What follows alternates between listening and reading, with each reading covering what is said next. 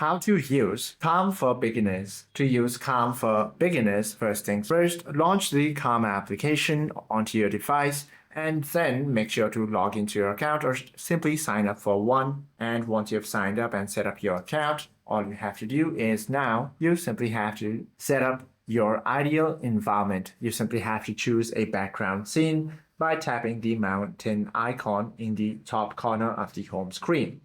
Now you simply have to go ahead and adjust the ambient volume as well. You can set the volumes and then grab the headphones. Now you simply have to start with the best beginner features. The 7 days of calm, you simply have to tap the meditate button or the lotus icon and look for the For Beginners row. This 10-minute daily series will teach you how to focus on your breathing, handle the distractions, and observe racing thoughts without judgment. Hope this video helps you out a lot. If you have any questions or queries, please do comment down below.